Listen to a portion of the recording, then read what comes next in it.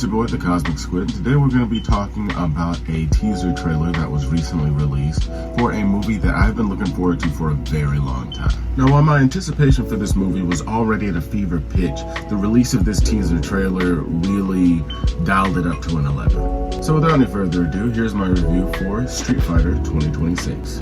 Now, the trailer starts off with the balling of a fist wrapped in familiar fingerless red gloves with the musical buildup of Punk Tactics by Joey Valence and Bray. But of course, you're not here for the music, you're here for the Street Fighters, and the trailer does not disappoint, showing series regulars and OGs like Ryu, Ken Masters, Chun-Li, all within the first 5 seconds of the trailer even starting. You also have Zangief pulling a tractor trailer with 2 guys on it, Dowsum looking cool and as Dowsum as ever, and E Honda for some reason not wearing his traditional warrior face paint that he always wears in these video games, but still donning that conspicuous top knot that he always wears.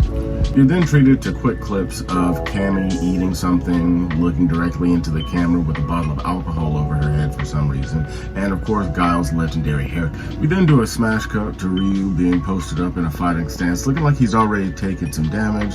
After that, you see Bison do his legendary cape flip, Dan Hibiki in a club doing what I can only assume is some kind of over-exaggerated karate stance, before catching a glimpse of an unexpected doll that's not Cammy, Junli. Now, I personally hope this opens up the possibility of a lot more characters in the Street Fighter film and the possibility of even future films, but I'm getting ahead of myself.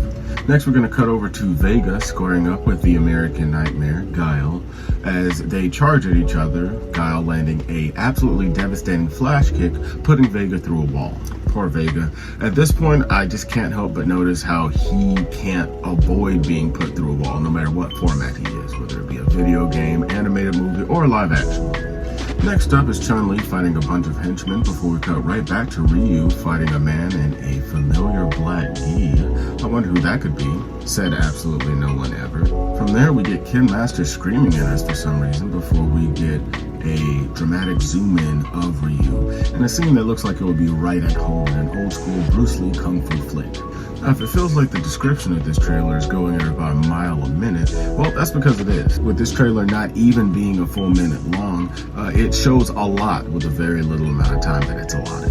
I mean, we're not even halfway through this thing before we get to an Akuma reveal, Balrog punching somebody in the jewels, E Honda lifting up and almost choke slamming a semi-conscious Ryu, and of course Chun-Li once again showing why she's the strongest woman in the world. I mean, I don't even know who the heck this guy is, but he just seems happy to be there, and so am I. And it's not long after that we see Zangief doing a spinning jackhammer slam through a table on good old Dan Hibiki. Then of course we got Eric Andre in this trailer acting a fool. I guess he's going to be on some kind of commentary for some kind of fight news or something like that. And then of course we got Chun-Li once again showing off with nunchucks this time, before switching over to Ryu doing one of his signature throws into a absolutely devastating heel kick by Ken Masters. It then once again cuts to Chun-Li putting belt to hindquarters, taking out more henchmen before doing an absolutely beautiful kick that transitions into Ryu doing the exact same kick before once again being posted up into his legendary stance. It is only after all of this insanity that we are treated to the name of this film that we all already know the name of, Street Fighter. I like it. Short, sweet, and to the point. Now after this, we're treated to a little bit more insanity with Ken Masters absolutely destroying someone else's car.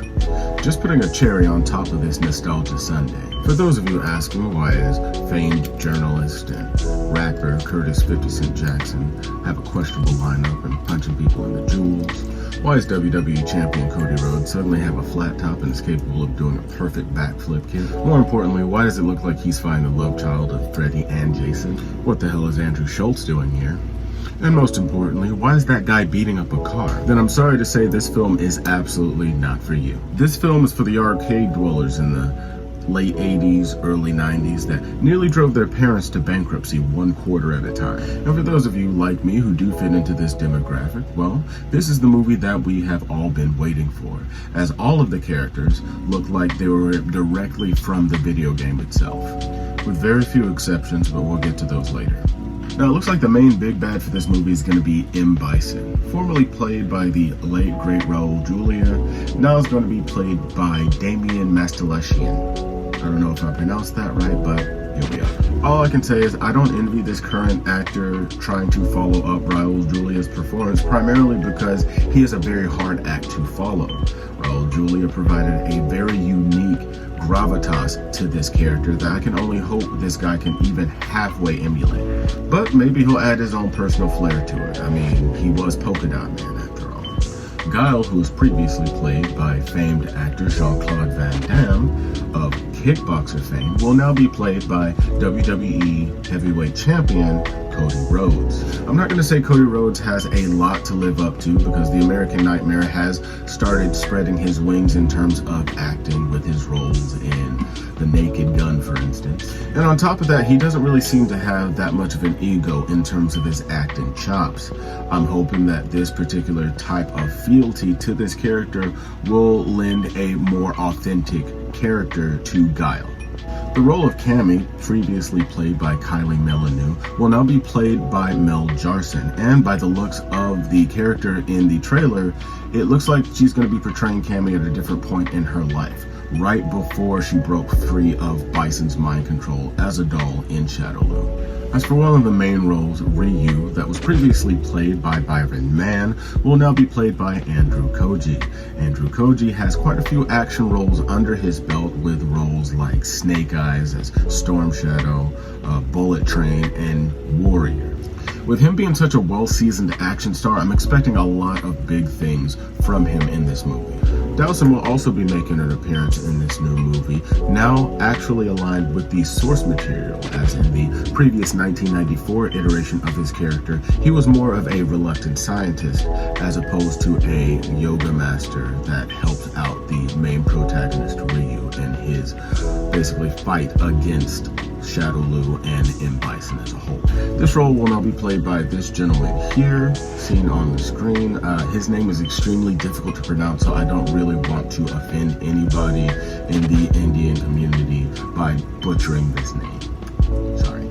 But he does have quite a few acting credits to his name as a part of Bollywood. So I'm also expecting big things from his character as well. Now, Chun-Li, which was one of the main focuses of this trailer, that was previously portrayed by actress Ming-Na Wen as a news anchor for some reason, will now be portrayed by Kalina Lihan, a relatively new actor on the scene with very few acting credits to her name. Once again, based off of the trailer, it looks like it's going to be a return to the source material, with Chun-Li whooping wholesale ass. Ken Masters, previously portrayed by Damien Chapa, will now be portrayed by Noah Centineo. Now, this is going to be one of his more action-heavy roles, as he usually has a casting of a heartthrob character based off of the movies that I've seen him credited in. And as the best friend of Ryu and rival as well,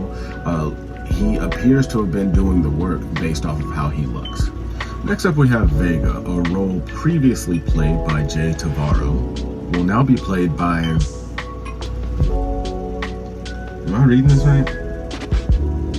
North African country music star Orville Peck, better known as Daniel Pitout.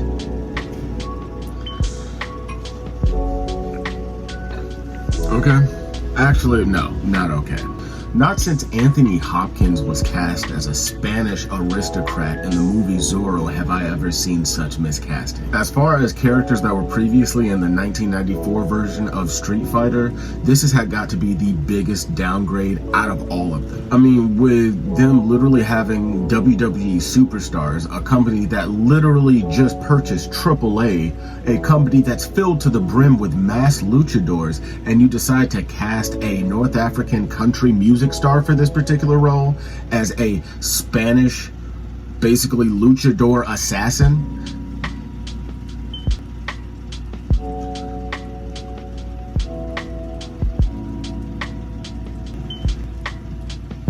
Let's move on. Given my previous take with pro wrestlers and everything, I'm actually super excited about the casting of E. Honda in this movie. The role of E Honda will now be played by Haruki Goto, former IWGP heavyweight champion and absolute journeyman of the New Japan Pro Wrestling scene. He's going to bring an intensity to the role that was absolutely missing in his previous 1994 iteration of Street Fighter. Not taking anything away from Peter Navy, but he's no Haruki Goto, that's for sure. In fact, the stark differences in their storyline as opposed to the source material, hopefully this will be a way better version of E Honda that's more of a henchman, a reluctant henchman for Shadaloo, as opposed to a cameraman for a news anchor, Chun-Li, which still, I'm still trying to wrap my head around that one. Speaking of cameramen and assistants, the role of Balrog that was previously played by Grant L. Bush will now be played by Curtis 50 Cent Jackson, a rapper and most prolific news journalist of our time. Despite 50 Cent being one of the greatest investigative journalists of our time, I'm hoping that he's going to bring a more serious but somehow goofy role to this character. He certainly does have the body type and look for it, so let's hope he can bring some new life to this character and possibly be a series favorite in this movie. As it appears, he's going to be the possible owner of the club that most of these fights are taking place in, so hopefully he'll come in as more of an enforcer role than a comedy role. But given the fact that he literally punched a guy in the Johnson, it might be a bit of both. Now we're going to get into the last character that was in the 1991 version of the Street Fighter movie that's going to revitalize their role in this current 2026 version, Zangief. Zangief was previously played by a Russian bodybuilder named Andrew Bryanovsky that will now be played by a bodybuilder named Oliver Richters. Something that's going to be a bit different about this particular role is the presence of actual wrestlers on the set. Now I'm hoping that with Roman Reigns, Cody Rhodes, and people like that on the set, it's going to lend a more authentic feel to the Russian pro wrestler in this movie. Him looking like, once again, a shot-for-shot, ripped straight from the video game source in this movie. I have high hopes for his character also. Actually, scratch what I said about that being the last person. I completely and totally forgot about Blanca. Blanca, previously played by Robert Momonte, will now be played by Jason Momoa. And this is a huge deal. He is a big name actor and he's capable of getting absolutely swole for this role. Now with the adventation of things like CGI and stuff like that and the advancements in that particular category, I'm hoping to see some awesome special effects for this character as well. Jason Momoa himself is a really goofy guy, so it's one of those situations where I'm hoping he could bring that same goofiness but dangerousness to this role as Blanca. So now we're going to get into the characters that weren't in the previous movie. Akuma, which is going to be played by a guy by the name of Joe Anoa'i, or as many of us know him as your tribal chief, my tribal chief, Roman Reigns. Go ahead and put them up, put your ones up. Acknowledge your tribal chief. With Roman Reigns being a world-renowned pro wrestler and someone who's been in the camera for quite some time, he's going to bring an air of dangerousness and gravitas to this role that not very many other people would be able to, outside of maybe Shinsuke Nakamura, but we're not even going to go there right now. And last, and certainly least, we're finally going to be talking about the role of Dan Hibiki, Andrew Schultz. I don't know who this is for. I don't know who he's going to bring into this movie. I don't know what fan base he's going to bring into this movie, but I guarantee you it's not going to be a fan base that anybody else is going to enjoy. I personally don't know what he has on somebody in Hollywood that's allowing him to take all these roles. He's also in my WWE as well. Like, it's absolutely insane that someone that absolutely nobody wants is absolutely everywhere. Hopefully his role will be reserved to being jackhammer slammed through a table as previously seen in the trailer. But these are just my thoughts. Let me know what you think in the comment section below. And don't forget to like, share, and subscribe to my channel in order to get more videos like this and many more. I've been the Cosmic Squid. You've been awesome, and we will see you soon.